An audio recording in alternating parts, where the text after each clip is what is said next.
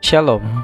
Renungan kebenaran firman Tuhan hari ini terambil di dalam Injil Matius pasal 26 ayat 1 sampai dengan ayat yang kelima. Judul renungan hari ini, tetap fokus. Setelah menceritakan tentang kedatangan Tuhan yang kedua dan kerajaan Yesus yang kekal, tentunya para murid pasti membayangkan hal ini akan segera terjadi. Untuk menjaga agar mereka tetap berpegang pada hal ini, Yesus sekali lagi mengingatkan mereka bahwa Ia akan diserahkan, dihukum, dan disalibkan. Sangat mudah bagi kita untuk bersemangat ketika segala sesuatu berjalan dengan baik, sehingga kita lupa siapa yang benar-benar memegang kendali. Rencana Tuhan tidak selalu berakhir dengan apa yang oleh orang banyak disebut sukses. Jim Elliot melakukan perjalanan ke Ekuador pada tahun 1950-an untuk mengabarkan Injil kepada suku Waodani. Sayangnya, pada pertemuan pertama mereka dengan suku tersebut, Jim dan teman-temannya terbunuh. Saat jurnalnya yang sekarang terkenal ditemukan, dia menulis, "Dia bukanlah orang bodoh yang menyerahkan apa yang tidak dapat dia pertahankan untuk mendapatkan apa yang tidak dapat dia hilangkan."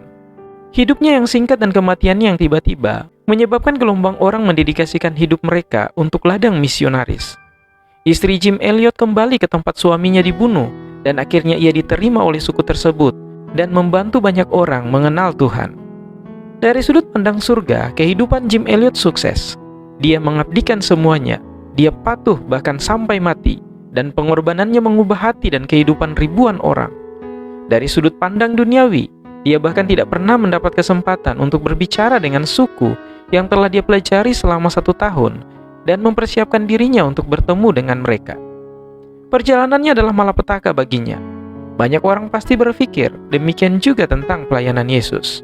Dia melakukan hal-hal luar biasa selama 3 tahun dan kemudian dibunuh dengan kejam, dikutuk di atas tuduhan palsu oleh kemarahan yang dibuat-buat oleh sekelompok orang. Mereka seperti orang-orang yang menolak pengorbanan Jim Elliot adalah sesuatu yang salah. Salib adalah alasan mengapa Yesus datang. Setan mengira 2 batang kayu dan segenggam paku dapat mengalahkan raja di atas segala raja. Tetapi itulah yang membebaskan manusia dari hukuman dosa. Marilah kita melatih diri kita untuk melihat kehidupan yang kita jalani melalui kacamata kekekalan. Menang atau kalah, jika kita setia, hidup kita tidak akan pernah sia-sia. Kita tidak perlu mengerti untuk taat.